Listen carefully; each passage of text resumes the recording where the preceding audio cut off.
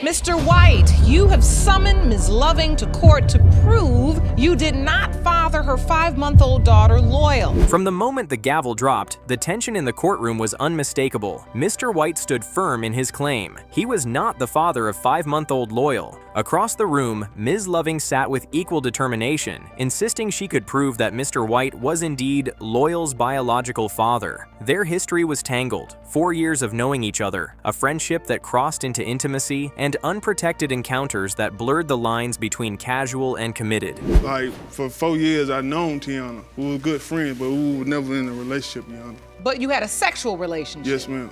Going on date. Mr. White was quick to clarify that despite shared moments, family reunions, meeting parents, calling each other's mothers mom, they were never in an official relationship. Still, when Ms. Loving announced her pregnancy, she assured him he was the only possible father. He didn't believe it, but he didn't walk away. That belief, however, began to crumble when she later admitted via Facebook that there was a 50-50 chance another man could be the father.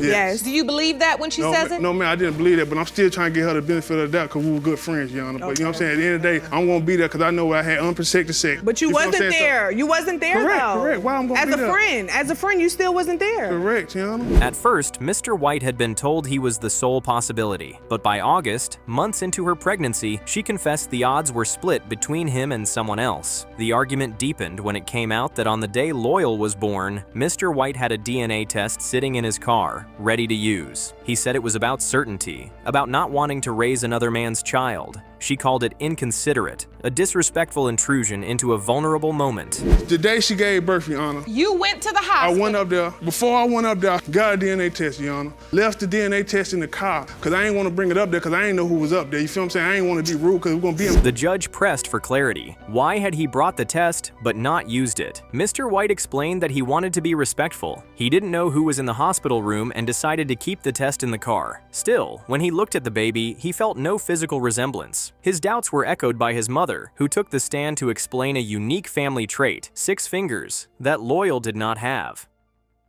Ms. White. Yes. You are Mr. White's mother? Yes, Your Honor. All right. You have doubt as well? I do. For one, Your Honor, my family has 6 fingers. My grandmother had it, he had it. Then came another layer to the story, Mr. White's witness, the man he believed could be Loyal's birth father. Enter Mr. Talbert, who openly admitted to a sexual relationship with Ms. Loving during the same window of conception. He even brought photographs comparing his baby picture to Loyal's current features, believing the resemblance was undeniable. About the paternity as it relates to 5-month-old baby Loyal? Yes, ma'am. You have had a sexual relationship with Ms. Loving, is that correct? Yes, that's correct. Do you believe you're Loyal's biological father? I do. Ms. Loving confirmed that 2 conception dates from different medical visits had pointed to 2 different men. Even her mother, Brenda, who had long hoped Mr. White would be the father, had to acknowledge that the baby bore similarities to Talbert's childhood photo. Brenda's desire for White to be the father was rooted in personal admiration, his respectful demeanor, and his relationship with her family, not in biological certainty. Ms. Loving's mother? Yes. Okay. Right. Ma'am, what is your understanding? Well, my understanding, I've always believed that Mr. White. As testimony continued, the courtroom heard that Talbert had not financially supported Loyal. Still, it claimed this was because Ms. Loving told him she was fine and didn't need help. He had seen and held the child, and his family had remarked on her resemblance to him. Still, without proof, all he could do was wait for the results. Did she tell you you were one of 2 people that could be the father? She did? Yes. And were you happy about this news? Well, I was kind of excited. The judge moved to close the arguments. The web of relationships, friendships that became sexual, timelines that shifted, private messages that may or may not have been sent had all been laid out. Family hopes, physical traits, and conflicting medical conception dates had been weighed. 2 men stood as possible fathers, both with entirely different histories with the mother. We have hopes and dreams for our children. And if it was somebody that I hoped and dreamed to marry my daughter, it would have been him. You know, he never disrespected me like some of the people she's been around. All eyes turned to the bench as the judge prepared to read the results. The room seemed to be still, the quiet before the truth would finally break the uncertainty that had gripped everyone. Years of complicated relationships, months of doubt, and hours of testimony had all led to this single envelope. The judge's voice was calm, deliberate, as she began to read from the document. Loyal's biological father is Mr. Talbert. want to prove that he also fathered your 1-month-old son, Adonis. Is that correct? Yes, Your Honor. Mr. Davis, you say any trust you had for Miss Perry went out the window once you learned you were not the only man.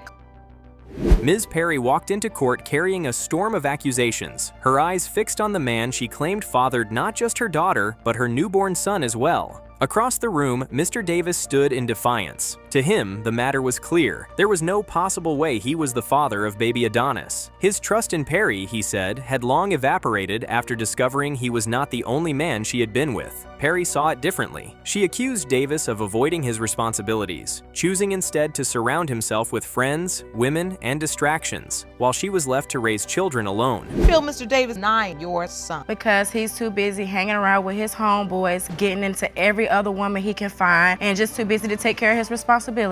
The judge questioned both sides, but neither backed down. Perry insisted that, regardless of their issues, Davis had a duty to be present in his children's lives. Davis countered that Perry's motives had little to do with the children and more to do with maintaining some connection to him. From his perspective, every visit turned into conversations about their past or pressure to rekindle something romantic, something he had no interest in. Their exchanges quickly dissolved into layered grievances, each one dragging their shared history into the open. You say he just doesn't have time because he's running around with his friends. Yes, he got a girlfriend, he got a baby mama, he got this one, he got that one. They both claiming him, so which one you with? I'm not finna be a part of that triangle. You think you really that good? You not that good, man. Their relationship, if it could be called that, began on social media. Both had already become parents to other children before meeting, and their connection started as a casual arrangement. Perry admitted she began to care for him, perhaps because she was searching for something she felt was missing in her life. They met in person after a week of chatting online, spent time together twice, and soon after, she discovered she was pregnant with their daughter, Skylar. How did you all get together? Social media. We met on the internet. Social media. We met like that. It was a friends with benefits situation. I see him, he see me, we're together, blase, blase, blah. After Skylar's birth, there was no real romantic relationship between them. Only an ongoing sexual connection that neither seemed willing to define. This continued until Perry found herself pregnant again, this time with Adonis. When she called to tell Davis, his reaction was to laugh and hang up. To him, the timing and her lifestyle raised too many questions. After you have Skylar, do you all stay in a relationship? Are you still? We never was in a relationship. So you didn't date at all? No. So you all just went on back to your own lives. But were you having sex? Yeah, we were, but it was just... He also described a night when, too drunk to drive, he arrived at her place and was told to climb in through a broken window, a window he believed had already been used by someone else. Perry dismissed those suspicions, saying the broken window was due to poor maintenance, not secret visits from other men. Still, Davis's doubts grew. So when Adonis was there anything going on that would indicate to you that she may be sleeping with someone else? The window situation, could I explain? Yes. The emotional weight of the case began to surface. Perry said she wanted her children to know their siblings and grandparents, but that Davis's other children and their mother seemed to get all his attention. She admitted she'd lost friends and relationships since becoming a mother and felt unfairly pushed aside. The judge reminded her that casual relationships often leave one person invisible when the other decides to walk away. I don't know, like, he just made me feel bad, like I'm less than somebody because I really did care about him. So when you have somebody that you care about talk to you like that, it's just like, it makes me feel like I'm less of a woman. The dispute turned to the children's appearances. Perry insisted both Skylar and Adonis resembled Davis, and even shared features with his mother. Davis disagreed, presenting side-by-side photos to show differences. Perry argued that Adonis was only a month old and his features hadn't fully developed. The court noted that Davis had never taken a DNA test for Skylar, so this hearing would determine paternity for both children. Skylar, does he do anything for Adonis? No, he's not. Haven't seen him at all. I show him pictures. I message him pictures on Facebook. Skylar looks like him. That baby looked like him. You don't think so? No, ma'am. Perry claimed that Davis only supported Adonis for the first 6 months, but then became inconsistent, visiting only every couple of months for brief moments before leaving. Davis denied neglect, saying he had been out of town when Adonis was born and avoided visits later due to arguments with Perry and her friends. When asked if she had been intimate with anyone else, Perry admitted she had been with another man, but maintained it was after Adonis was conceived. Perry, I have to ask you, were you dealing with anybody else? He was, and you knew that. But it wasn't around the time I conceived. That was afterwards. No. By this point, the courtroom felt heavy with years of mistrust, overlapping relationships, and unresolved resentments. The bailiff was called to bring in the results. 2 sealed envelopes, one for Adonis, one for Skylar. Both parents shifted in their seats. Perry's eyes locked on the judge, Davis's expression unreadable. The court was silent except for the rustle of paper as the results were read. It has been determined by this court. Mr. Davis, you are the father. That's good.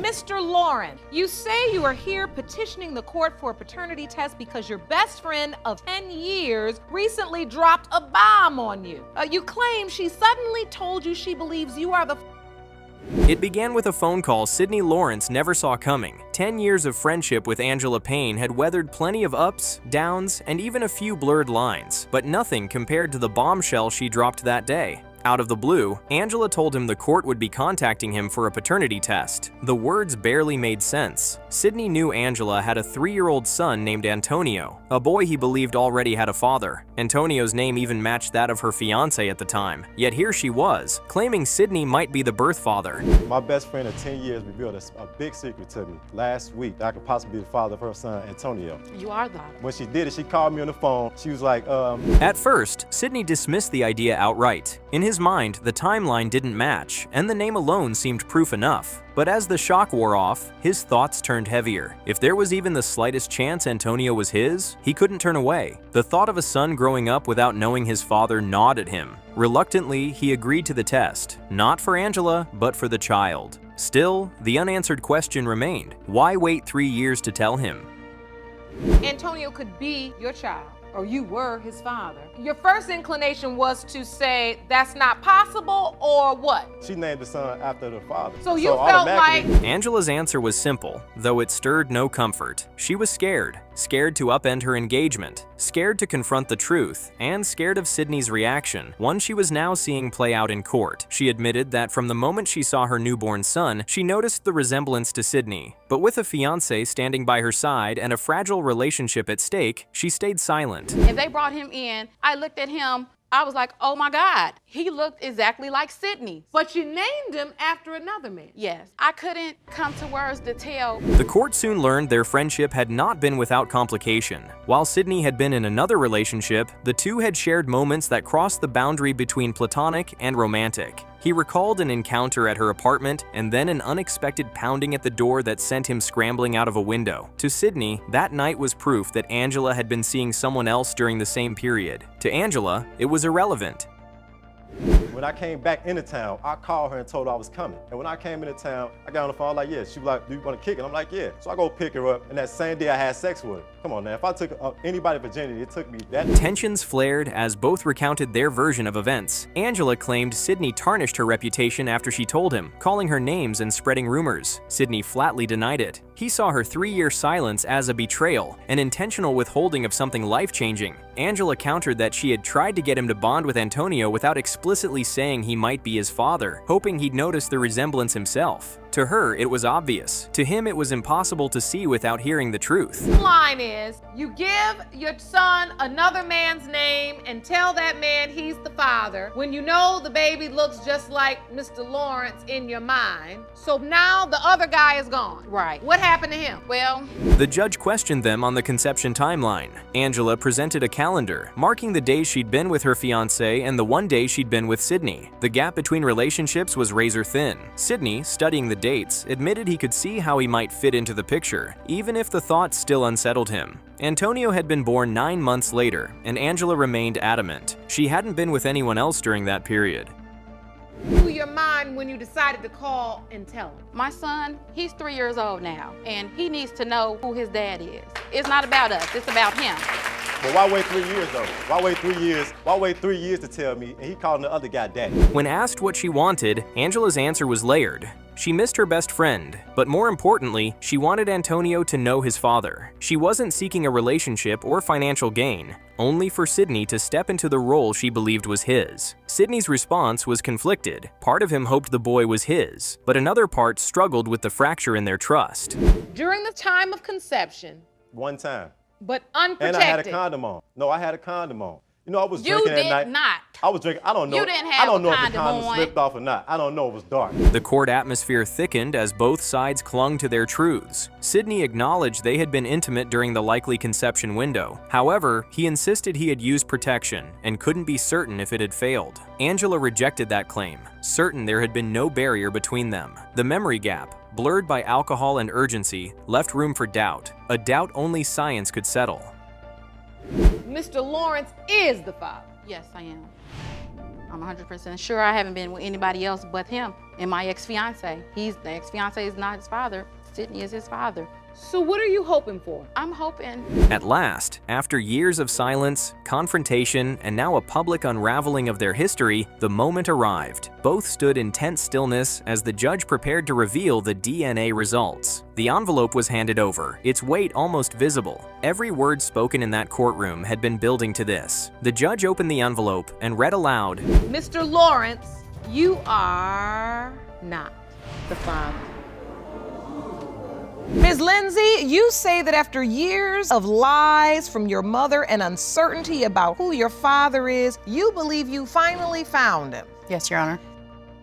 Bobby Lindsay walked into court with a lifetime of unanswered questions weighing on her shoulders. For 35 years, she had lived without knowing who her father was. Rumors had followed her since her teenage years, whispers in the community, curious glances, and the occasional blunt confrontation. One persistent name kept surfacing, Mr. Dannenbrink, a man who, ironically, now lived next door. She had grown up hearing different versions of her family history from her mother, each one shifting slightly over time, leaving her unsure of which, if any, was true. Today, she was determined to settle the question once and for all. And then we got back together again, and a couple of days later, she went her way, and it just kept on for years that way. And there's no way she could be my daughter, Your Honor. From the bench, the judge asked her to explain why she believed the man standing across from her was her father. Bobby said it wasn't just a hunch. It was something everyone in town seemed to believe. She recounted that at 16, the ex-girlfriend of Mr. Dannenbrink had appeared at her door and accused her of being the child who had come between them. Her mother had denied it, but the seed of doubt had been planted, and it only grew with time.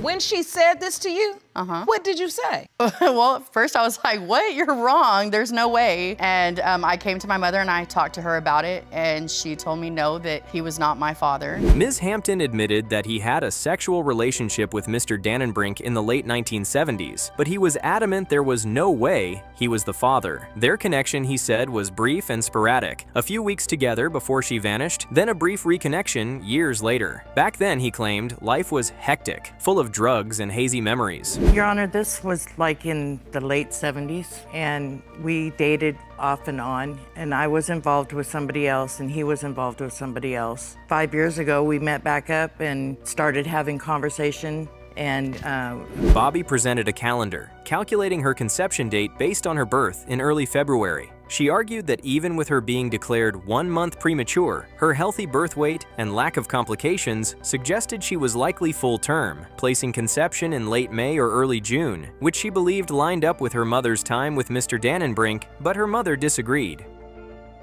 And if you count back, if I was born full term, the conception would be between May and June. And the doctors did say that I was born a month premature, which... As the questioning deepened, more troubling inconsistencies emerged. Bobby recalled that her mother had, at times, admitted to having a child with Mr. Dannenbrink, but the details had changed. Sometimes the supposed child was described as an older sister, sometimes younger, sometimes stillborn. Bobby had searched public records for evidence of this birth and death, but found nothing. What leads you to not believe your mother? The doctors did say that I was born a month early, but they also said that I was gonna be a boy the entire time she was pregnant with me. So they could have been wrong.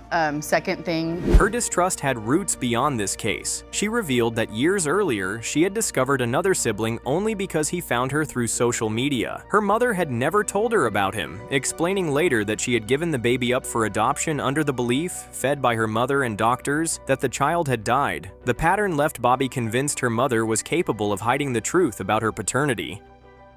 Because it's not the first time. She didn't technically lie about another brother, but she didn't tell me about another brother. She got pregnant and gave... Ironically, despite their uncertain connection, Bobby and Mr. Dannenbrink had grown close in recent years. After reconnecting through church, they had become friendly neighbors, sharing barbecues, holidays, and casual jokes about being father and daughter. He had even embraced her children, encouraging them to call him Grandpa, since they had no grandfathers in their lives. It was a bittersweet arrangement. What's your relationship like with Mr. Dannenbrink right now? I want to say he's kind of like a father figure to a point. We kind of joke about him being my dad and me being his daughter. How do you joke about it? When asked how deeply this mystery had affected her, Bobby read a letter she had written to the court. In it, she described walking through life for 35 years, not knowing whose blood ran in her veins, where her features came from, or why her father had not been there. The most painful questions were the personal ones. Will you please read that letter? Yes, I can. I said, 35 years I have walked through this life wondering who I am, whose blood runs through me, who do I look like? The judge noted how powerful the words were, recognizing that this was not just about science or timelines. It was about a child, now grown, still yearning for the missing piece of her identity. Ms. Hampton listened, but did not waver from her stance. She insisted firmly that Mr. Dannenbrink was not the father. But now, it's time to find out. It has been determined by this court, Mr. Dannenbrink, you are not her father. Good day. Ms. Harrison, you and your sisters have been haunted by rumors of family secrets for more than 30 years. The courtroom is tense from the moment the case is called. Three sisters, Harrison, McMahon, and Wilridge, stand on one side. On the other stands Rogers, equally unshaken, convinced that the man they call Dad is also her father. The claim is explosive. Their father had an affair with Rogers' mother, who also happened to be their mother's best friend. The sisters have demanded a siblingship DNA test to put what they call a lie to rest. Rogers says she doesn't need a test. She's always known the truth. Well, over the years, her mother has denied the rumors. Her mother denied even having an affair with our father. And her mother and my mother were best friends. And when I was 16 years old, my father died. Harrison takes the lead for her side, explaining that for over 30 years, rumors have swirled through the family. Their father died when she was 16, and even then, when confronted, Rogers' mother denied everything. The two women had been inseparable friends, making the accusation unthinkable. For Harrison, that denial is proof enough that Rogers is not her sister, but Rogers sees it differently.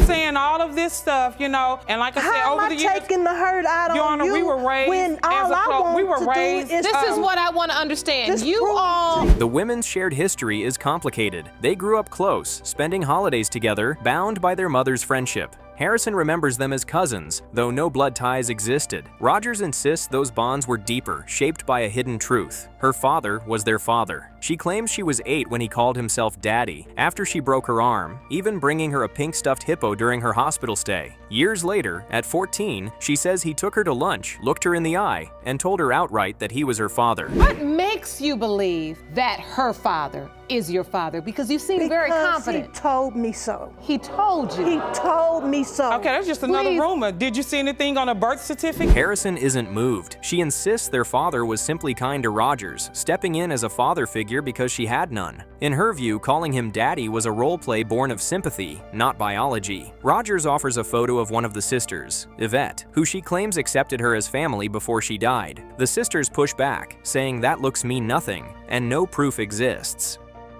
This man told you, I'm your father, and he referred to himself as Daddy to you. What did you call this man when you were around Miss Harrison and her family? Then comes a twist. Rogers claims she and Yvette once took a private DNA test, which confirmed they were siblings. But there is no paperwork in court, and Harrison insists she never heard of such a test. The absence of evidence deepens the divide. To the sisters, their father's role as Rogers' godfather might have been misinterpreted. To Rogers, it was a calculated way to hide the affair in plain sight. Why would you get the DNA test with just the one sister? It was not my idea. It wasn't your idea? No, it was Yvette's idea. And so, what were the results? The conversation turns emotional. Rogers recalls the burden of keeping such a secret since childhood, saying she lived with it in silence, often treated coldly by Harrison. Harrison denies ever mistreating her. The judge questions the plausibility of a grown man entrusting such information to an 8-year-old, noting how strange it is to expect a child to bear it. Yet Rogers remains unwavering. Because she didn't have a father figure or father in the home, you think maybe his way of just trying to be there for her was to say, don't worry about anything, I'm your daddy. He is her godfather. The judge calls Wilridge to speak. She recounts a childhood memory, her father buying bubblegum for her sisters, only to take it to Rogers' house instead. At the time, it meant nothing. As adults, the pattern began to make sense. When asked directly, Rogers admits she confronted her mother about paternity when she was 36. Her mother's answer was a firm no, but her tears and emotional reaction convinced Rogers that the truth was being buried. Okay. And I can also remember when I was younger, my dad took me to the store and they had some bubble gum in a tube, and I asked him for it and he said yes, and he was like, get 2 more tubes for your sisters. Harrison remains focused on the betrayal. The idea that her mother's closest friend could have been her father's lover is almost too much to process. To Rogers, her mother's shame was proof enough. Then Rogers drops another claim. She and her sister once saw, through a peephole, her mother and Uncle Fez in bed together. I need to hear this story. Ms. Rogers, who's we and who did you see through a peephole? Me and my sister, Glenda. Okay, that saw my mom, and at the time we called them Uncle Fats. That claim draws a visible reaction from the sisters. As they've grown older, they admit the possibility exists that their father and Rogers' mother could have been involved. But to them, that doesn't confirm paternity. It only raises questions. The tension peaks as the judge prepares to read the results. Both sides know this moment will end the decades of speculation one way or the other. It has been determined that you are indeed half-sisters. You stand before the court with a question you say haunts you each and every day. Is the man who raised you your biological father, or is it another man who is now deceased? Yes, Your Honor.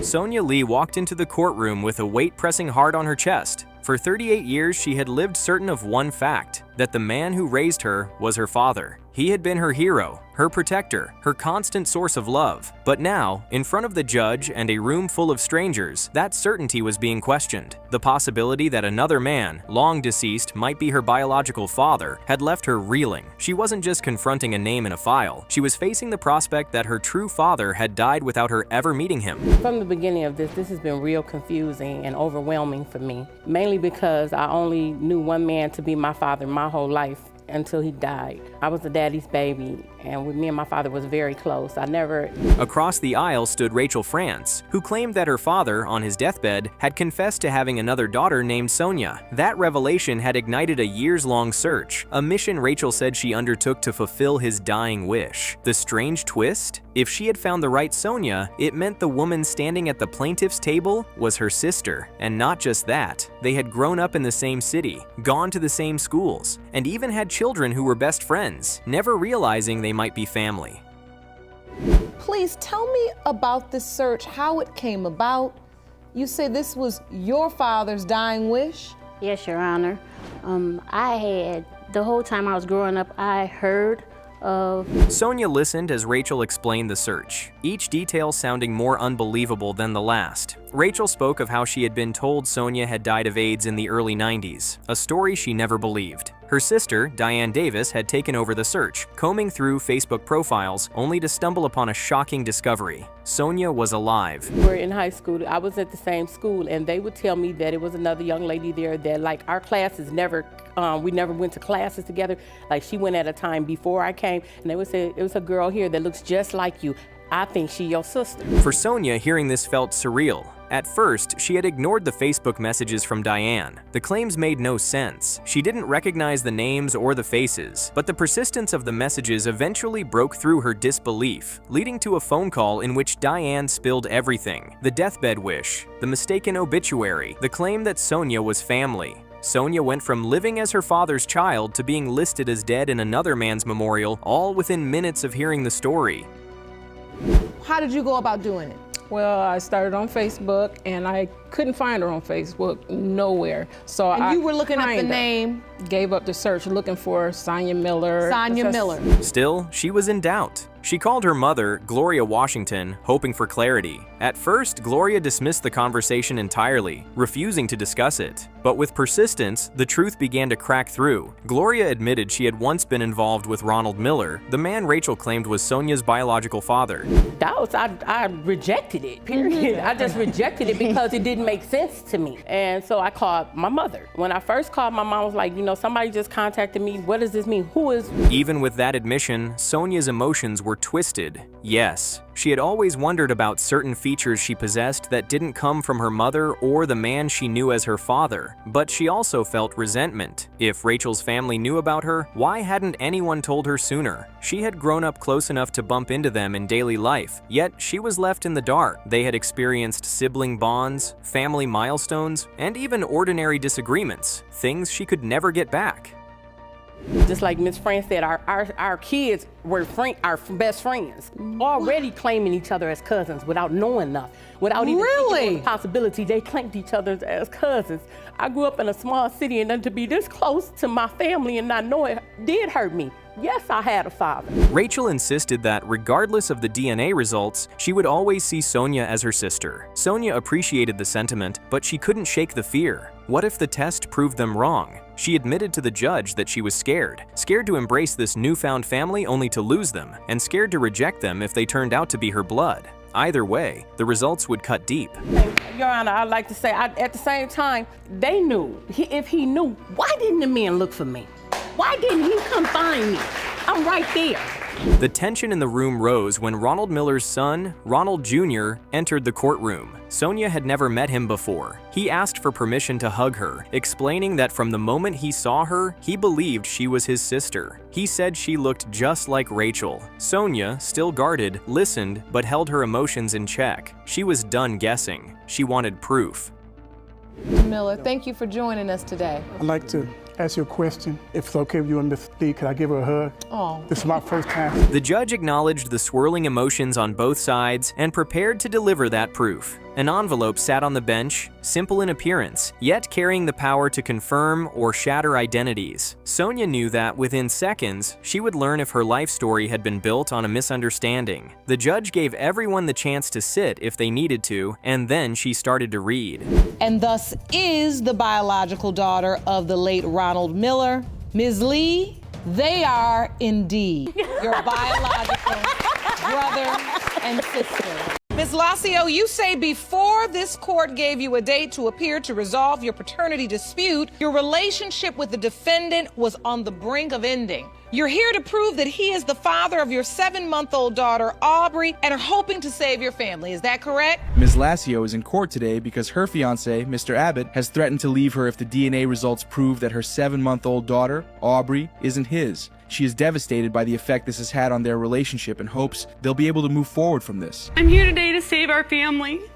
I'm here today to show Jacob that he is the father of our 7-month-old daughter, Aubrey. That I've made a mistake, but I know he is the father of Aubrey. Our relationship has been very bumpy. Jacob has no trust in me at all. Mr. Abbott was on the verge of moving out before they got the call to appear in paternity court. He's made it clear that if the baby isn't his, the relationship has to end. He has no trust in Ms. Lacio anymore, and we can't help but wonder why. Something must have caused it. Let's hear what he has to say. She was pregnant, and we were very excited. I told family members, we went to a paternity place to find out if she was actually pregnant after we had taken an at-home test, and they had told her she was. And now that the cat's out of the bag, things make more sense. Ms. Lacio cheated on Mr. Abbott, and it's worse because it happened around her conception period. So, is Aubrey's father the side dude or Mr. Abbott? She doesn't even know. But if Mr. Abbott knew about the infidelity since the pregnancy, why did he wait 7 months after the delivery to threaten to leave? I had just recently gotten back together. We were on a little break, and we were supposed to have this great Easter weekend and go camping and everything. And I don't remember why we were fighting, but we were in an argument. And I was hanging out with one of my friends, and I reached out to another guy.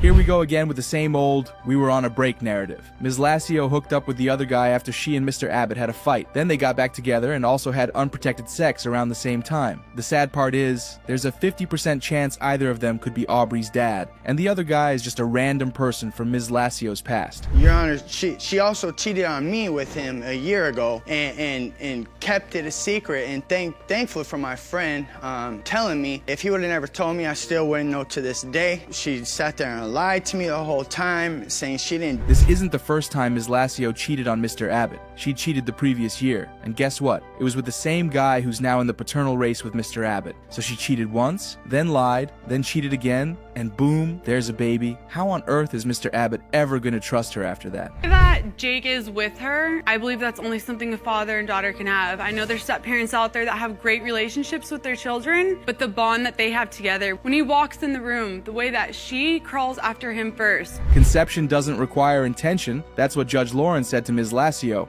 and it couldn't be more true. She wants Mr. Abbott to be Aubrey's father so badly, and while that's understandable, it doesn't work that way. Also, the bond Mr. Abbott has with the baby isn't proof they're biologically connected. Only DNA results can confirm that. So we can move forward past this. And so you're an involved father? Very involved. I feed her, I change her diapers, I'm there. Every minute I'm not at work, I'm there with Aubrey and the rest of our family. How come it hasn't been mentioned all this while that they have an older son? This child isn't Mr. Abott's biological son, but he's been dad to him for the longest. Also, despite his doubts about Aubrey, Mr. Abott has been very present in her life. It would really hurt if after all the love he's given Ms. Lassio and the two kids, the DNA results come out negative. It would hurt bad. The hospital, did you sign the birth certificate? No, I did not sign the birth certificate. You did not? No, I did not, and that was a very awkward moment because I wasn't sure if Aubrey was mine. And Mr. Abbott had been there throughout the pregnancy and was even there for the birth with the family. However, he didn't sign the birth certificate because Ms. Lassio advised they hold off until the DNA results were out. That was very smart on her part. She didn't want to tie him down with a child that might not be his and complicate both his and Aubrey's life. It wouldn't have been fair to either of them. Yes, Your Honor, I did. I contacted him through Facebook, and he wanted nothing to do with it at all whatsoever. He told me, have an abortion, it's not mine, I can't have kids. I heard every excuse from him, and this other guy is such a loser, and it'll be a big shame if he turns out to be Aubrey's dad. He didn't want anything to do with the child and even asked Ms. Lassio to get an abortion. Ouch. Ms. Lassio's fear is so evident, every inch of her wants Mr. Abbott to be the dad. She wants to move past this quickly and get married. But sadly, paternity doubt is a very serious matter, not something you can easily brush aside. She's beautiful. Thank you. But I can see in your eyes that you really don't know. I don't, and I'm here today to find out, Your Honor. And so are you certain that there is no chance that this relationship can withstand this if, in fact, you are not? Who can blame him, really? If Aubrey isn't his, he'll never trust Ms. Lassio again, and there won't be any point in going forward with the relationship. Let's just find out what the results say. Lassio versus Abbott. As it pertains to 7-month-old Aubrey Ann Lassio, it has been determined by this court, Mr. Abbott, you are not her father. Suing your former fiance, Mr. Foster, fathered your 4-month-old daughter, Selena. Yes, Your Honor. You say he called off the wedding due to paternity doubts. Yes, Your Honor. All right, Mr. Foster, you say Ms. Todd admitted that she cheated on you during the window of conception. Ms. Todd is suing Mr. Foster to prove that he fathered her 4-month-old daughter, Selena. Mr. Foster, due to his doubts, and Ms. Todd, admitting she cheated on him during the window of conception, called off their wedding. Let's see how this crazy case goes. The reason why I called it off was because it was one day, a friend of hers, she wanted to go hang out, and Miss Todd told me that it was her friend and his girlfriend, so I'm like, okay, I don't got nothing to worry about. Seems this is going to be an interesting one. They were engaged, he trusted her, so when she said she was going to hang out with a guy friend, he had no problem with it, especially because Ms. Todd had told him she was hanging out with the guy and his girlfriend. But Ms. Todd returns the next day after this platonic date, and the guy sends her texts saying he had a good time and they should do it again. That's when Mr. Foster became suspicious. So we're back to the place, then it just happened. We used protection. It just happened? Yes, it just sound like y'all was planning it to me. No. So was this the only time you had sex with this gentleman? No, Your Honor.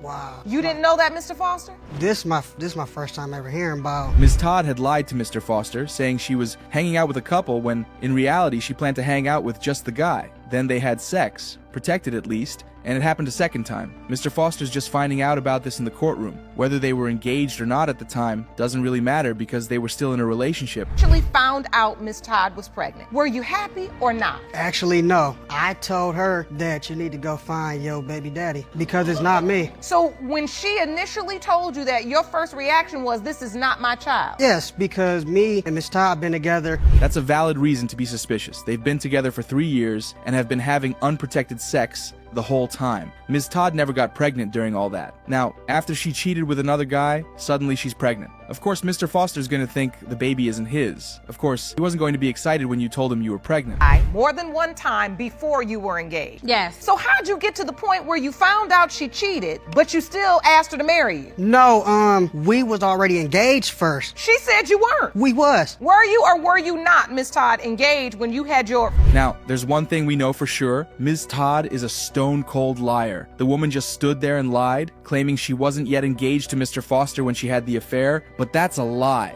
She cheated on her fiancé, and now she's mad he wants to call off the wedding? What does she take him for? A dummy. If she cared about the wedding, why cheat? Messages showing that asking him to come to my ultrasound and my appointments with me, he didn't come to none at all. Because in your mind, you're thinking, this is the man I was engaged to be married to. We were having unprotected sex. Well, Ms. Todd's pain is understandable, but can she really judge the man? She expected her fiancé to be there for her during the pregnancy, to take pictures, cradle the baby bump and all that, but Mr. Foster was over there thinking, I'm not the father. Why should I do that? He was battling with the possibility that his fiancée was carrying another man's child. Miss Todd admitted that the other guy was the father. I was in Vegas. I received a phone call from my son stating that Mrs. Todd didn't have a place to stay. Once I made it back home, I sat her down at the table. We already got that part, that Ms. Todd is a liar, ironed out. She hadn't mentioned all this while that the condom broke with the other guy, and there's actually a strong possibility he could be Selena's dad. In fact, according to Mr. Foster's mom, Ms. Todd was only pinning the paternity on her son because the other guy had rejected her and the baby, and Mr. Foster was her only option, her best next case scenario.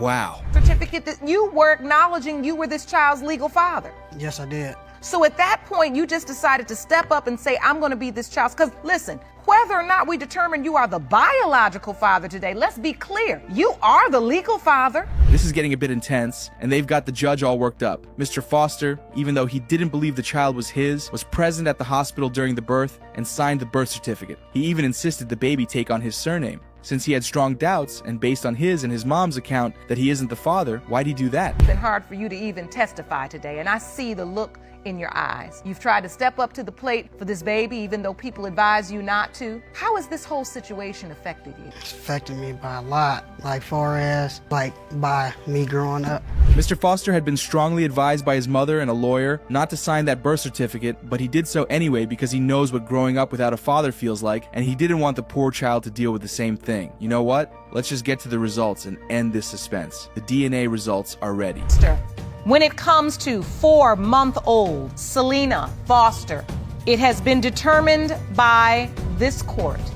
Mr. Foster, you, Greenhouse, you summoned Mr. Thompson to court for a DNA test for your 7-month-old son, G. Yes, Your Honor. You claim he has neglected his responsibilities as a father since you called off the wedding last month. Yes, Your Honor. Additionally, Ms. Greenhouse summoned her ex-fiancé, Mr. Thompson, to court for the paternity of her 7-month-old son, Gay. She called off their wedding last month, and since then, he's abandoned his responsibilities as a father. But Mr. Thompson and his mother believe Gay is the result of an affair Ms. Greenhouse had a week before they reconnected after a break. So I was gonna marry Gregory. We were dating for 11 years off and on. I have a 4-year-old son by Gregory, and I also have a 7-month-old by Gregory. I called off the wedding because he's insecure and he's disrespectful, and I don't want to marry someone like that. They've been in a relationship for 11 years and even have a 4-year-old. But just before the wedding, Ms. Greenhouse realized she didn't want to put up with his trashy behavior for the rest of her life and called the wedding off. Mr. Thompson doesn't trust her. What's a relationship without trust? Nothing.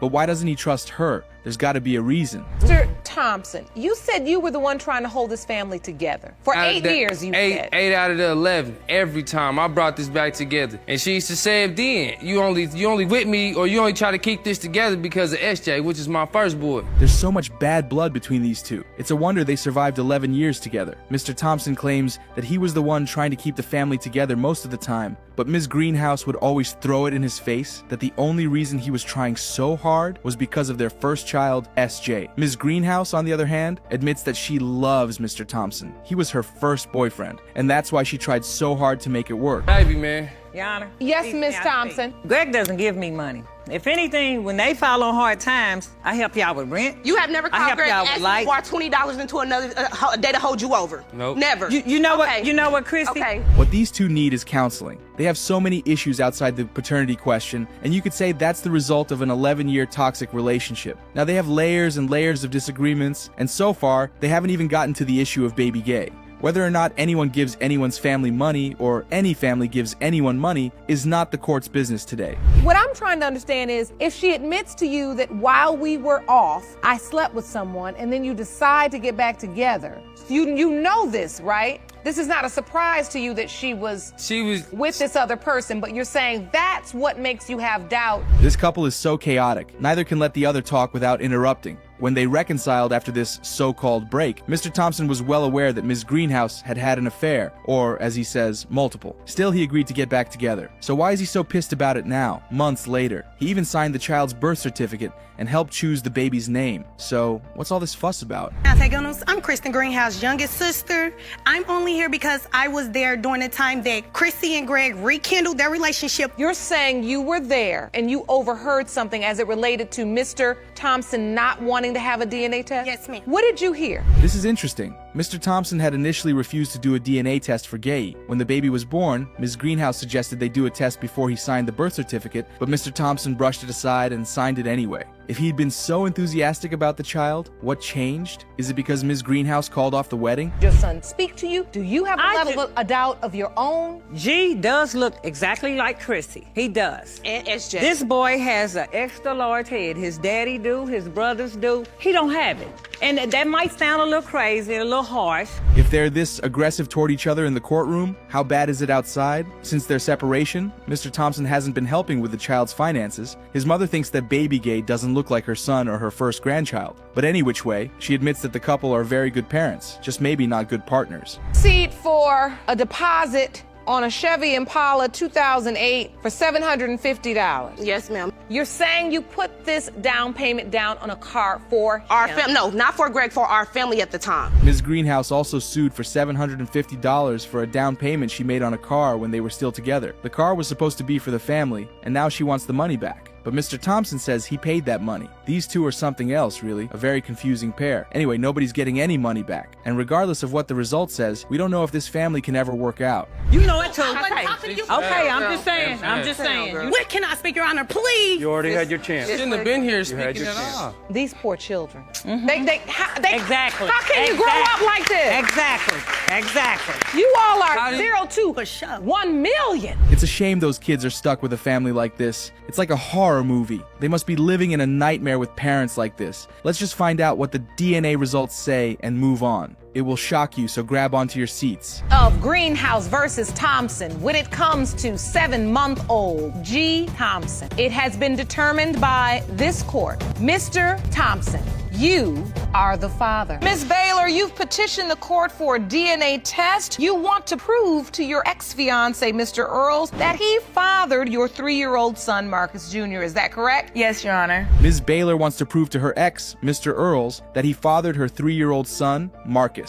Mr. Earls called off their wedding 3 months before getting married because of his paternity doubts. They've been together since they were 17, and Mr. Earls believes she's been unfaithful throughout the course of their relationship, so he's countersuing for a lie detector test. His accusations have ruined our relationship. It has tore us apart. We've been together since I was 17, and he moved in with us, and then we had 2 beautiful daughters. And then after our third... Mr. Earls and Ms. Baylor have been together since they were teenagers and have had 3 kids together, Marcus and 2 other girls. They finally decided to get married, and Ms. Baylor had everything planned out. The dates, the dress, everything. She's even in court today with her wedding planner. But because of what Ms. Baylor refers to as rumors, Mr. Earls began to doubt the paternity of their son and called off the wedding 3 months before the big day. Yes, Your Honor. You certain this child is not yours? I'm certain. I'm 100% sure that that is not my baby. So this had to be really serious for you to call off the wedding just 3 months before. It was very serious. What happened? So, based on his calculations, Mr. Earls is 100% sure that Marcus isn't his son.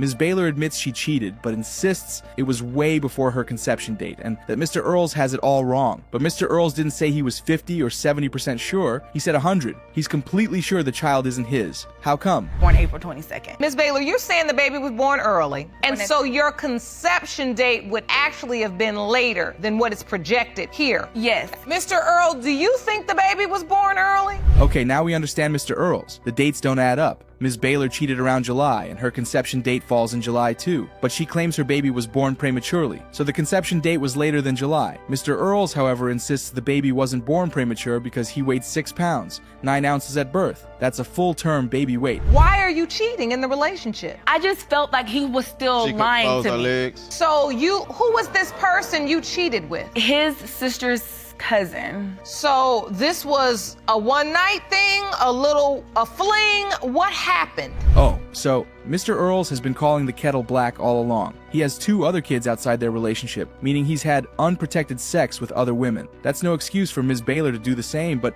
he was going on like he was a saint. Despite the 2 other kids, Ms. Baylor was still willing to marry him, and still is. Why then can't he accept Marcus if he's someone else's son? Immediately have doubt? Yes, I already knew, like, it clicked to me. I was insecure that she cheated and that's his baby.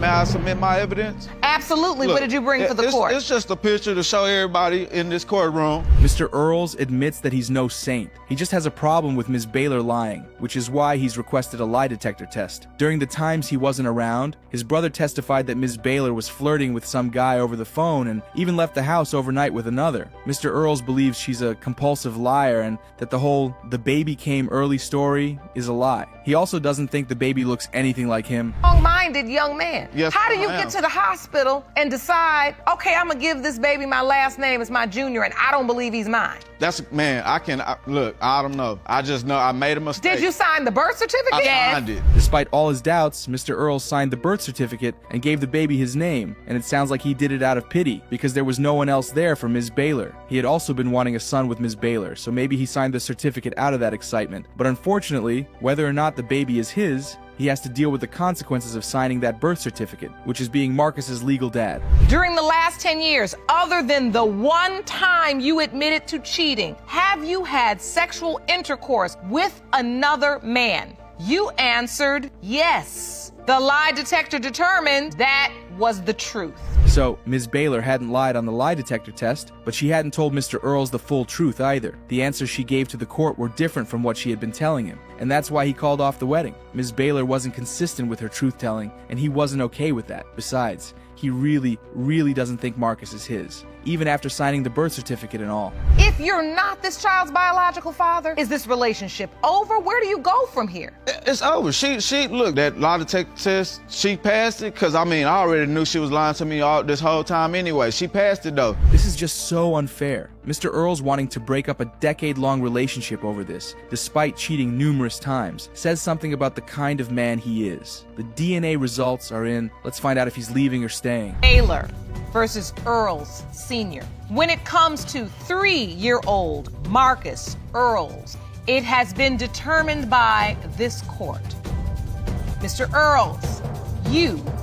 Ms. Davies, you say that after being with Mr. Hunter for 5 years, he's now given into lies and rumors about your past, scrapped your wedding plans, and is now denying your son Jaden. Is that correct? Ms. Davies says her partner of 5 years, Mr. Hunter, started leaning into lies and rumors that led him to deny her son, Jaden, and even scrapped their wedding plans. Mr. Hunter says he's never really believed Jaden was his because of Ms. Davies' questionable past, and he's also caught her in the act of cheating. The wedding plans, Mr. Hunter? Yes, Your Honor, because things I've seen, I don't really trust the things she do. I've seen too much to keep going on with this, so I have to make sure that this child is mine. So It is interesting that they've been together for 5 years, and Jaden is 4 years old. Since Mr. Hunter says he's always doubted the boy's paternity, how come he didn't do anything about it until now, when the wedding date was approaching? Maybe something finally sprung up that made them seek a DNA test. Let's keep watching to find out. Were you entertaining other men? Yes, I was, Your Honor. You were? Yes, because Devon was out with other females. That's not true. I caught her first, so that's when I started. You caught her doing what? When their relationship first started out, it was smooth and rosy. But then, Mr. Hunter started to cheat, and Ms. Davies would get calls from women about him, seeing his texts and stuff. So she decided to pay him back and got into an affair while she was still with Mr. Hunter. This is where the uncertainty surrounding Jaden's paternity stems from. Told you she was pregnant, Mr. Hunter. How about you? What did you feel in that moment? Immediately I said I have doubt because it was just, I couldn't trust her. So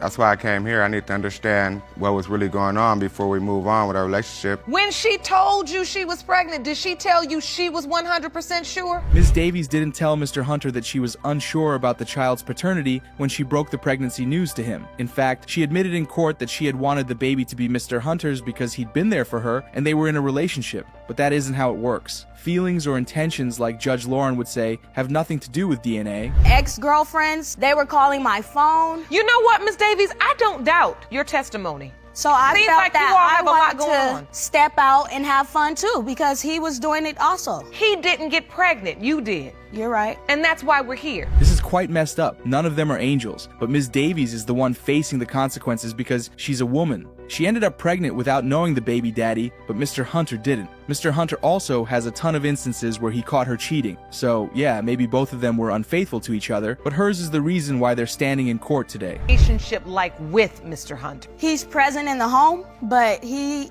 does not physically interact with Jaden. Really? Yes, Your Honor. We just had a birthday party for Jaden. Devon didn't show up. If Mr. Hunter hasn't been a present father in Jaden's life, how come Ms. Davies has maintained a relationship with him and was still planning on getting married to him? It's weird, isn't it? You have a son, you believe your boyfriend is his father, your boyfriend doesn't treat him like a son, yet you're devastated when he calls the wedding off. Oh, Ms. Davies, I heard you just say I know for certain I have proof. I have evidence right here. Jerome, may I see that?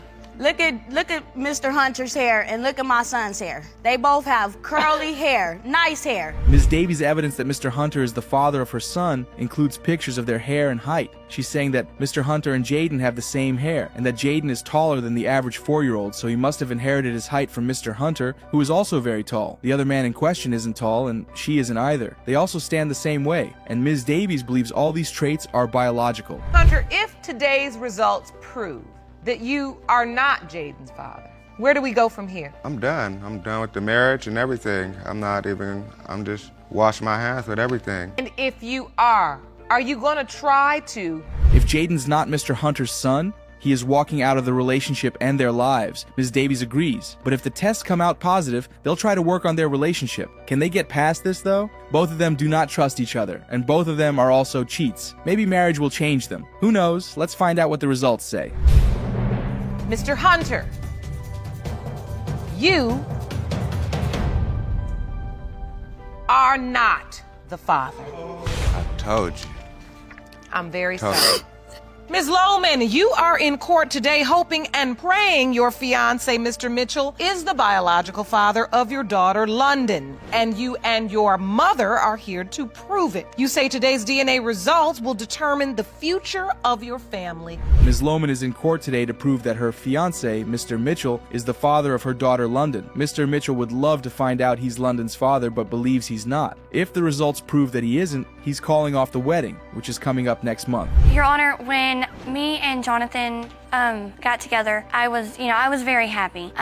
We got engaged January of last year, and if London is not to become of Mr. Mitchell, and our wedding is going to be off, and that's going to, it's really going to upset me. These two look very young. They started dating in high school when Mr. Mitchell moved in with Ms. Lohman and her family. Eventually, the relationship got serious, and they got engaged. The wedding's supposed to be next month, but now there's a baby daddy issue. Mr. Mitchell's cousin says Ms. Lohman has admitted that she was unsure about the child's paternity to Mr. Mitchell. Relationship now turned to more than a friendship.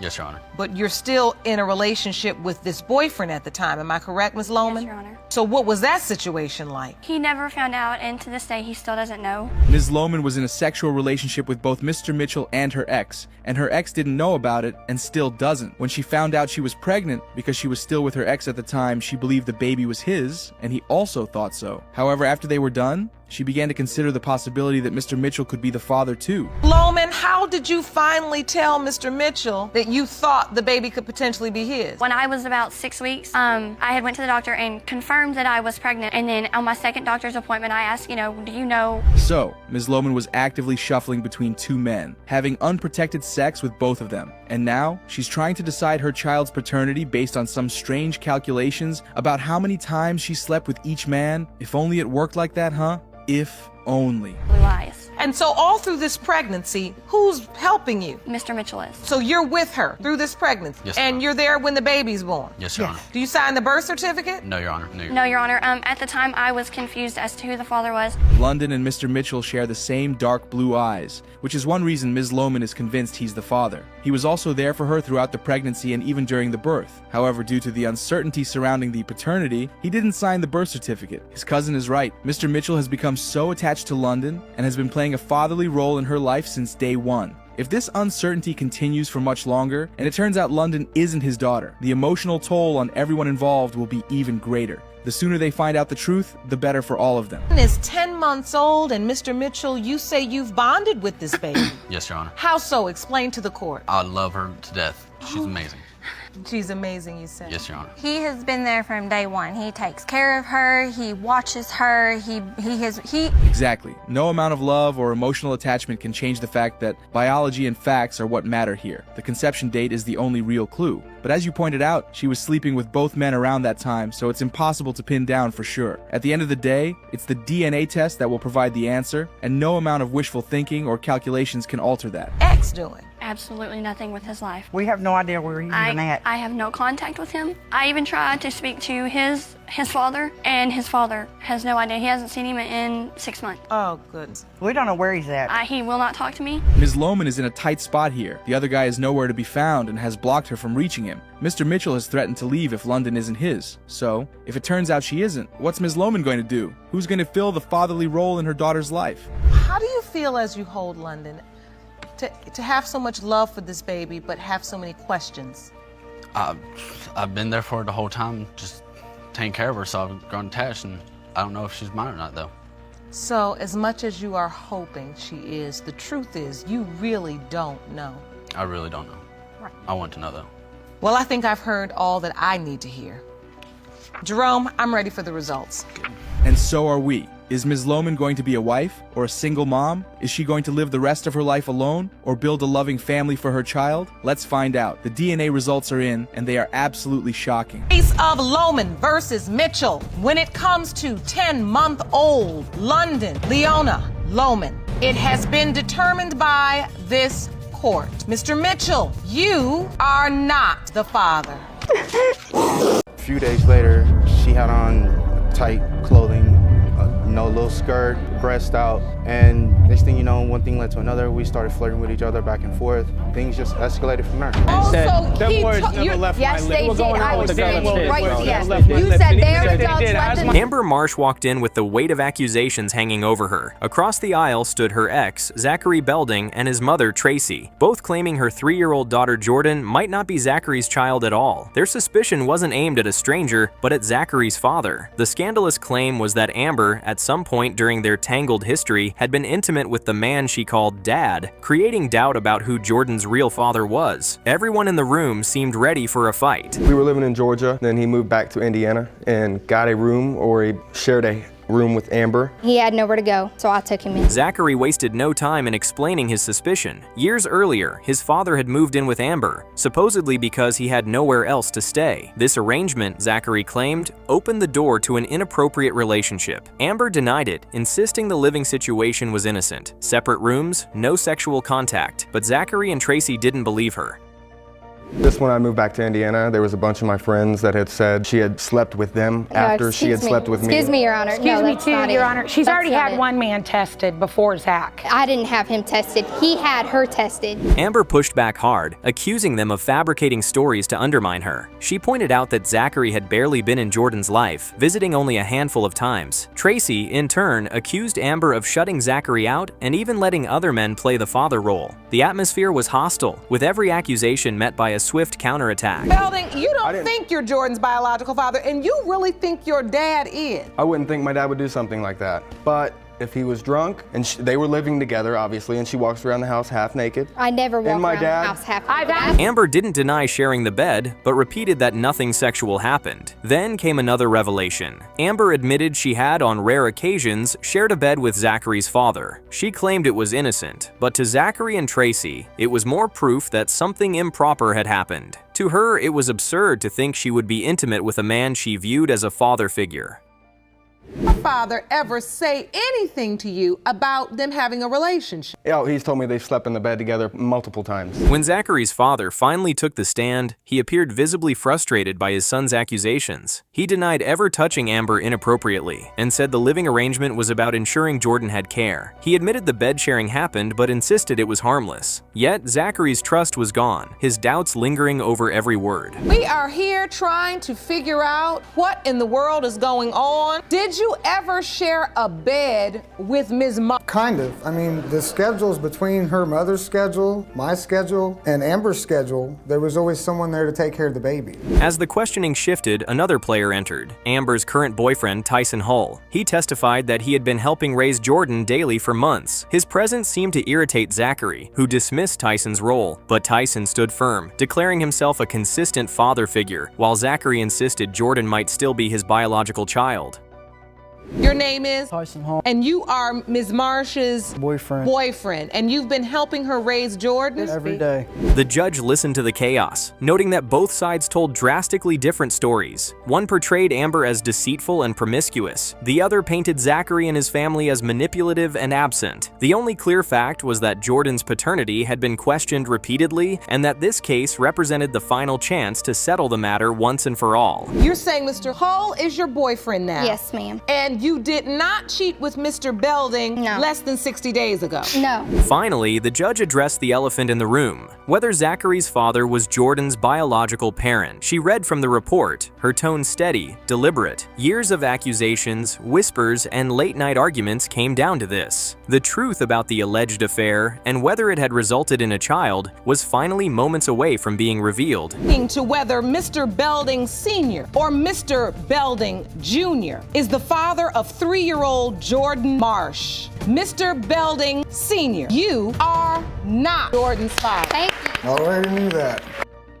Then, with every eye locked on her, the judge picked up the envelope containing the second set of DNA results. These would determine if Zachary or Tyson was Jordan's biological father. The tension in the room was suffocating. Even Tracy went quiet, her earlier confidence giving way to a tense silence. Amber's eyes were fixed on the judge, clutching the edge of the podium. Mr. Belding Jr., you are her father. Thank you.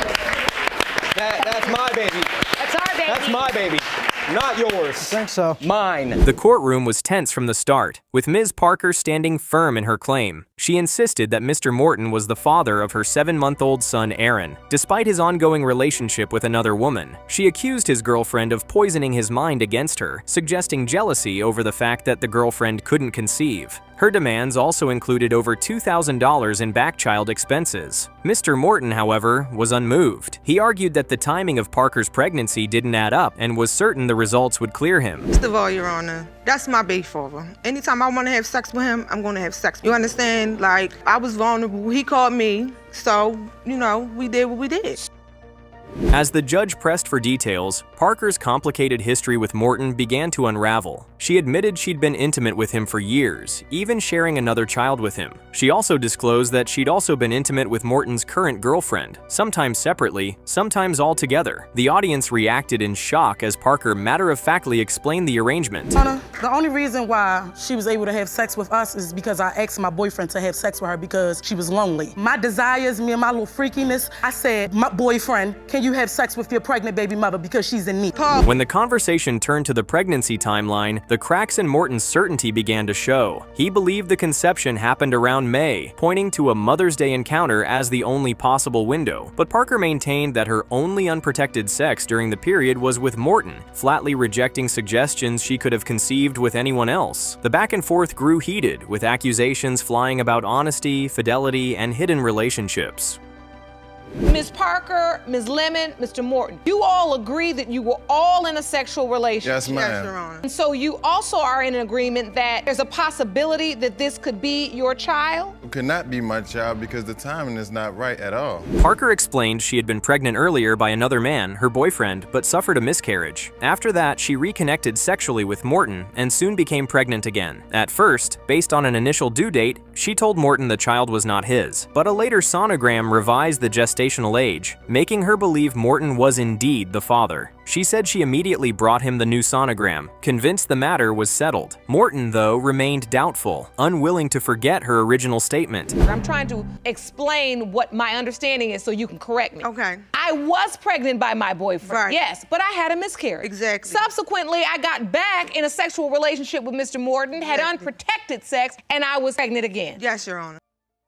Despite his doubts, Morton was present when Aaron was born, but he never signed the birth certificate because of his uncertainty about the child's paternity. Parker countered with a Facebook post from Morton's account, calling Aaron "my son," questioning how he could publicly claim the child yet refuse formal acknowledgement. Morton shrugged, saying he loved children, but that didn't erase his doubts. Picture of you holding baby Aaron when he was first born. Yeah. So you went to the hospital when he was first born? Yeah, it was there. To see him? Yeah. No, Did you sign the birth certificate? I seen when he came out. Did you sign the birth certificate? No, ma'am, I didn't sign a birth certificate because of my doubts. The financial dispute was just as contentious. Parker claimed she had spent over $2,000 on Aaron's needs, diapers, formula, clothing, and other essentials. At the same time, Morton's contribution amounted to only $30 and some second-hand items. Morton didn't dispute the small sum, insisting that beyond that, he had done nothing financially for her.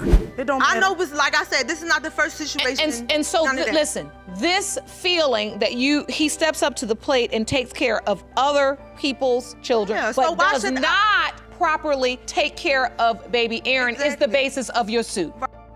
Then Morton's mother, Marie, took the stand. She described stepping in to help when Parker had nothing after Aaron's early arrival, providing support alongside Morton's sister and Parker's mother. She openly admitted she believed Aaron was her grandchild, saying the family had accepted him without doubt. Morton disagreed, claiming his mother knew little of the real situation. You know what about this situation? Well, as far as them two, to be honest, I really think that they never stopped dealing with each other from time to time. Even when she had the boyfriend, I still believe they were dipping and dabbing because him and the boyfriend had got into it over, I don't know what the altercation was about. Parker's demeanor hardened when asked what would happen after the DNA results. She made it clear that if the test confirmed Morton was the father, she would go straight to child support enforcement. Shawnee's grew emotional as she described supporting Parker during her pregnancy. She denied ever encouraging Morton to deny Aaron, insisting she had been nothing but caring. Parker, though, wasn't so sure. I have to ask this. Are you all going to continue to have this unprotected sex? No sex. No sex, Your Honor. He's good. He's good with his wife. How long that's going to last? The judge listened carefully, aware that the emotional entanglements here ran deep and that the DNA test would settle more than just biology. Everyone in the room knew the result would bring an end to months of uncertainty, lies, and half-truths. The envelope was handed to the bench, eyes locked on the judge, the courtroom holding its collective breath as she began to read the DNA results aloud. Mr. Morton, you are Aaron's father. Thank you. I told you, like I'm not no. Come on. Thank you. I need that paper so I can go down child support tomorrow morning when I get up. DePace, you say you will be crushed today if DNA results reveal you are not the biological father of your son, Prince. Yes, Your Honor. Byron Pace stood in court that morning with the weight of 3 relationships pressing down on him. his bond with his girlfriend, the trust he had in his best friend, and the love he felt for a little boy who called him Dad. 4-year-old Prince had been his constant shadow, his little man. But today, everything hung in the balance on the results of a DNA test. If the results said he wasn't the father, Byron feared the loss would crush him in ways he couldn't yet process. So what's at stake for you and your family today? Well, what's at stake would be, I would say, 3 relationships. The relationship that I have with Miss Fobbs, as well as the relationship that I have with Mr. Randolph. Byron had met Jessica Fobbs in a chance roadside encounter, her short shorts catching his eye on a hot summer day. They'd connected quickly, and before long, she had moved in with him and his longtime friend, Sam Randolph. Soon after, Jessica became pregnant, and Byron moved her into a new place so they could have their own space. It was supposed to be the start of their family, but hidden beneath that promise was a betrayal that had now exploded into the open. Shortly after her moving in, she became pregnant. Once we found that out, being that she wanted her own space, we ended up moving into another spot together. Jessica admitted she had made a mistake. A single night, she claimed, with Sam. Byron often worked nights promoting clubs, leaving her alone. That loneliness, mixed with suspicion over his time around other women, had made her feel neglected. She insisted it wasn't an affair, not an ongoing romance, just one drunken lapse in judgment. I just want this to be okay. I want everything to stay the way it is. I don't want us to separate the situation or anything. So when you say you took this as neglect, for Byron, the truth came out in an argument. In the heat of it, Jessica blurted out that Sam might be Prince's father. The boy was 2.5 at the time, and the revelation cut deep. Byron described feeling betrayed by them both, but he forced himself to confront the situation calmly. He called Sam, arranged to meet face to face, and confirmed the truth. That admission left Byron reeling. How did you find out that she slept with your best friend? Well, that's interesting. We were actually in a heated argument at the time that it occurred, but it kind of just got blurted out to me that Sam's explanation was little comfort. He said they'd both been intoxicated when it happened. Byron was away working. Jessica came home drunk, and one conversation led to something else. He couldn't even recall if they'd used protection. He swore it had only happened once, but for Byron, once was more than enough to shatter trust. You asked him point blank, have you slept with Miss Fobbs? Yes, I did. And he said yes. Strangely enough, he did say it. So, Mr. Randolph, I just have to ask. Physical resemblance became the next battleground. Sam submitted an old photo of himself as a child, suggesting similarities in Prince's forehead and mouth. Jessica disagreed. She saw no likeness. In her mind, the boy looked more like Byron, pointing to his nose and upper lip as matching features. Byron, too, held on to those small resemblances, hoping the lines in their faces weren't just coincidences. Mr. Randolph, you submitted to the court a childhood photo of yourself Yes. and Prince. Yes, Your Honor. And you think you look pretty much exactly alike?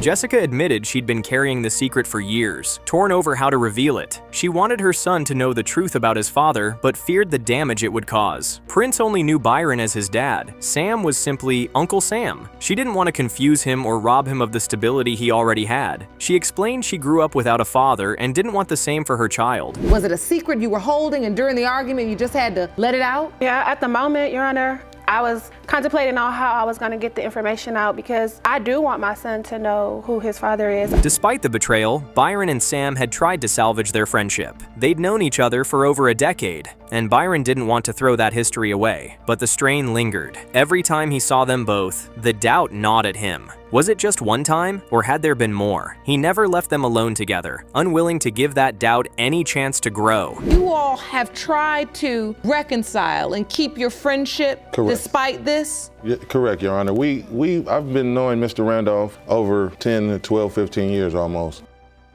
Jessica said she still loved Byron deeply and wanted to repair their relationship, no matter what the DNA test revealed. She praised him as a father and hoped that the results would confirm that. When the moment finally came, every face was fixed on her, waiting for the truth that could mend or destroy bonds in an instant. The judge cleared her throat and began. Determined by this court, Mr. Pace, you are not his father. Ms. Kavanaugh, you appeared in our courtroom previously and tested 2 men as potential fathers of your 1-month-old son, Malcolm. Yes, Your Honor. Unfortunately, neither turned out to be his biological father. The courtroom was tense the moment Megan Kavanaugh stepped forward. It wasn't her first time here. Just weeks earlier, she had stood in the same spot, hoping 2 other men might be confirmed as the father of her newborn son, Malcolm. Both tests had come back negative. Now she claimed the child's biological father was not an old boyfriend or casual fling, but her own mother's close friend, Ken Spence. The revelation drew shocked gasps from the audience. I know how bad it sounds. It is bad. I started calling him up asking for like rides, to the grocery store, to get stuff from my house. And subconsciously, I was trying to try to seduce him. Ken didn't deny sleeping with Megan, but he insisted it wasn't his idea. According to him, she had pursued him, showing up in revealing clothes and making suggestive moves. At first, he said, he resisted, but over time, he admitted his resolve weakened. He claimed they were intimate only once. Megan disagreed, insisting it happened at least twice. How did you end up being in the position you were sleeping with your really good friend's daughter? It was like she said, came over a couple of times. She was in inappropriate gear. The first time, I shunned it off. Then, Megan's mother took the stand. She recalled moments when she'd noticed them exchanging unusual glances, but both had denied any wrongdoing at the time. She only learned the truth during a heated argument with Megan, when her daughter blurted it out in anger. Later, Ken admitted it too, telling the same story in private that he told in court. How did it feel to learn that your daughter was sleeping with your very good friend? It was very devastating, just because the relationship was inappropriate. I felt betrayed. Actually, when we were together, like all in the same room, The drama deepened when Megan's sister testified. She said she had been with Megan when her sister met up with Ken one day, and Megan explicitly told her not to tell their mother about their intimacy, but loyalty to their mother won out. She told her everything, effectively exposing the secret. Megan again admitted she had made aggressive advances toward Ken, but argued he could have refused. And what do you know about this situation? Okay, I know my mom and him had like a best friend connection. And one day, me and Megan went to go meet Ken. It was just me and Megan. And she was like getting something from him. I think it was like some money or something. Then came another twist. Ken revealed he was married, but he maintained he would step up as a father if the test proved Malcolm was his. He admitted being within the likely conception window. Still, he said Megan had told him she was also involved with other men during that time. Indeed, she confirmed she had been sleeping with a man named Mr. Bowles and another named Mr. Scott. I do admit that I did come on to him, and it was probably really a strong come on. You did admit that in court. But he is a grown man. He could have told me no. Who would you like to add, Mr. Smith? Mr. Scott was in the courtroom ready to speak. He testified that he and Megan met at a pool and began a short-lived sexual relationship. He insisted they always used protection, except Megan claimed there had been one intoxicated night when they didn't. She confirmed this happened during the conception window. Mr. Scott's mother had seen a picture of Malcolm and remarked on a resemblance, but Mr. Scott wasn't convinced. Saying that you had a sexual relationship with Miss Kavanaugh? Yes, ma'am. And it was during the window of conception. Do you agree with that? Yes, ma'am. Throughout this, Megan's struggles with alcohol were a constant undertone. She admitted she was drinking heavily during the time in question, often to the point of going to work drunk. The judge reminded her that drinking had not solved her problems. It had created more. She urged Megan to seek counseling, regardless of the DNA outcome, to ensure she could care for her son responsibly. So these are the last two possibilities, Miss Kavanaugh? There's one more, Your Honor. To get to the root of the matter, the judge called for the results. She began with Mr. Scott, knowing that if he turned out to be the father, the tangled questions about loyalty and betrayal would take one path. But if he weren't, the focus would shift entirely, and the implications for Ken would become impossible to ignore. The room seemed to tighten with anticipation, every second stretching as the truth inched closer. When it comes to the paternity of 1-month-old Malcolm Kavanaugh, Mr. Scott, you are not his father. When Mr. Scott was eliminated as the father, all eyes turned back to Ken. The possibility that Malcolm's biological father might be his mother's married friend now seemed more real than ever. Finally, the judge lifted the second envelope. Megan's hands were clenched, her breathing uneven. Ken's eyes were fixed forward, unblinking. The entire room leaned in, every ear tuned to the next words. In the case of Kavanaugh versus Spence Scott, when it comes to the paternity of 1-month-old Malcolm Kavanaugh, Mr. Spence, you are not his father. Ms. Holthouse, you are here to prove paternity of your 3-month-old son, Zayden. Yes, Your Honor. Shockingly, you confess it's either a man you shared a sexual relationship with who wants nothing to do with your child. 20-year-old Ms. Holthouse stood at the plaintiff's table. She had come to prove the paternity of her 3-month-old son, Zayden. The truth was already scandalous enough. His father could be one of 2 men, but one of those men, standing across from her, was her mother's boyfriend. The other had already distanced himself, showing no interest in the child. So, Mr. Chenault, how did you end up in a sexual relationship with your girlfriend's daughter? It started out as a text message, Your Honor. I received wasn't supposed to come to me and a word was misspelled. From the very start, it became clear how far the boundaries had been crossed. The mother's boyfriend, Mr. Shinuwald, openly admitted to sleeping with her daughter. The affair, he explained, began with a text message, seemingly harmless but misdirected. What followed was a flirtation that quickly escalated into something physical. He told us the word you abbreviated, and I can imagine how you abbreviated it. You sent the message. Was it meant for him or meant for someone else? It was meant for him, but my mom was sitting right beside me when I texted him this. The revelation spilled out with uncomfortable frankness. Mr. Shinuwald described her clothing, and the moment boundaries dissolved, recounting how they met at a park late at night after she snuck away from her grandmother's house. It had lasted 6 months. 6 months during which he was still romantically involved with her mother. What did you say to her, Mr. Chenault? Just asked her if she wanted to go out and have a good time with me. And you said, sure. Their meetings became secret and strategic when her mother left the house, when she was asleep, sometimes even under the same roof. She admitted they had almost been caught once, when her mother found him with his pants unzipped. It had sparked furious confrontations and bitter arguments. Still, the relationship continued. When Holthouse became pregnant, she initially didn't know who the father was. Ms. Holthouse, how were you sneaking around behind your mother's back with her boyfriend? What were you doing? We would just, when she's not there, she left to go somewhere. Sometimes when she's sleeping. The timeline of pregnancies in the household only added fuel to the fire. Her mother, Ms. Bogardus, had given birth to a daughter with Mr. Shinuwald just 11 months earlier. That meant Zayden, at only 3 months old, could be both Bogardus' grandson and her daughter's half-sibling. But this was just the beginning of the scandal. Well, at the moment I did not know, but as my mom was pregnant with my sister, my sister is Mr. Chenault's daughter. When her mother entered the courtroom, the reality of the situation became even more raw. She had been with Shinuwald on and off for 20 years. Mr. Shinuwald had known Holthouse since she was a baby and even helped raise her. She described seeing troubling signs, her daughter acting strangely around him, switching seats to sit next to him whenever her mother left the room. Ma'am, we are discussing a very difficult situation. Mr. Chenault has been honest with this court. He's admitted he's been carrying on a sexual relationship with your daughter. Despite the tangled betrayal, Shinuwald and Bogardus were still together. More shocking was the revelation that all 3 adults lived in the same house. Strict rules had been put in place. Holthouse and Shinuwald were not allowed to be alone together, not allowed to speak or text, and if they were in the same room, the television volume was lowered so Bogardus could hear their conversations. But under questioning, both admitted their last intimate encounter was only months earlier, in September. The judge didn't hide her skepticism, pointing out their stiff body language and evasive answers. She even offered a lie detector test to prove they had stopped. Both refused. Me and Miss Bogardus just have to figure something out. And so how often do you get to see Zayden? We actually all stay together. You all stay together? Yes, ma'am. You all live together? Yes, Sean.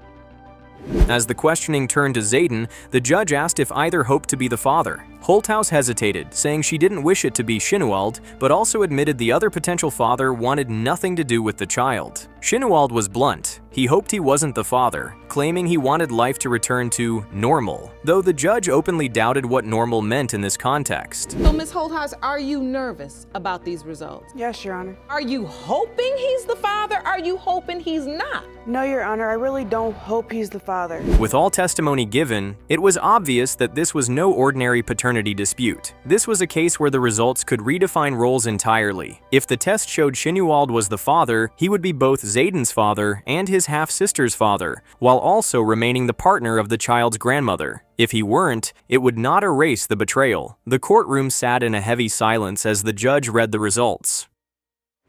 Mr. Shinuald, it has been determined by this court. You are not his father. Ms. Nato, you confess you are caught in the middle of two lifelong best friends because you slept with them both and now have no idea which is 2-year-old Cameron's biological father. At the center of the storm was Kayla Nadeau, a young mother standing between two men who had once called each other brothers. Their friendship had lasted 16 years, but the truth Kayla brought to court threatened to shatter it completely. She admitted she had slept with both men, and now, 2 years after her son Cameron's birth, she still didn't know which one was his biological father. Mr. Santilli, now what will you do if today's test results reveal Cameron is your biological child? I'm gonna break down. It's been over 1.5 years. I had to convince my 4-year-old how he doesn't have a younger brother no more. I had to convince myself that he wasn't my son.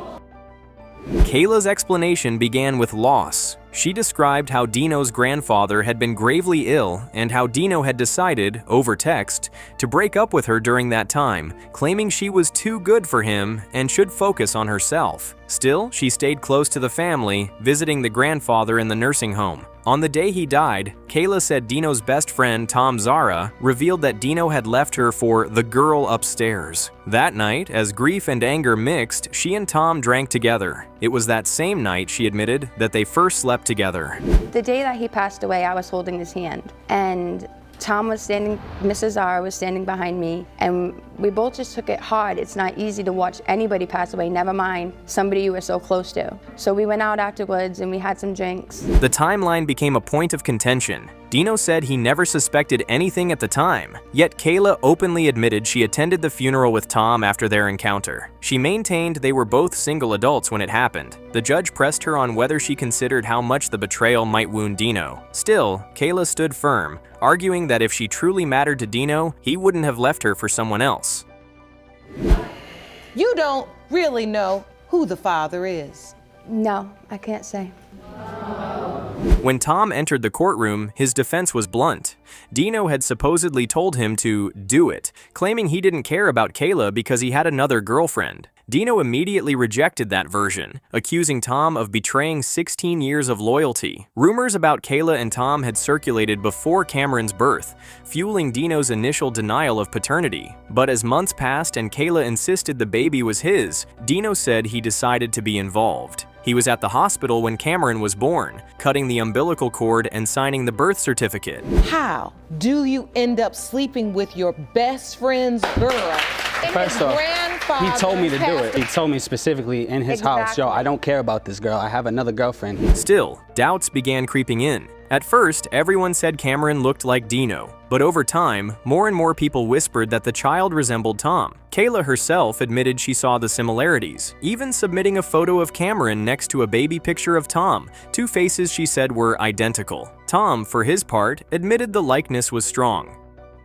So you believe the child was yours. Did you sign the birth certificate? Yes, I did. When he was first born, everybody said he looked just like Dino, but I wasn't too sure. I just kind of kept my mouth shut because I thought, maybe it's my guilt. I thought it was just me who thought he looked like Tom. Kayla's confession about when she told Dino of her doubts was disputed. Dino said it was on Christmas Eve, delivered in a cruel jab about him holding his best friend's child. Kayla denied this, claiming they had discussed it weeks earlier. The fallout was immediate. Dino ended up incarcerated after snapping in the aftermath of the conversation. By the next morning, Tom had stepped into the role of father. How did you finally break the news to Mr. Santilli that— He's gonna tell you that I told him on Christmas Eve, and that's not the truth. That's not the truth? It's not the truth. But Kayla's romantic history with both men was even more complicated. She revealed that she and Tom had a daughter together after Cameron's birth. Even so, they were no longer in a relationship. She said her only goal now was clarity, to know for certain who Cameron's father was so that everyone could move on. In her mind, Dino shouldn't bear responsibility for a child who wasn't his, while Tom deserved to know if he was the father so he could give 110%.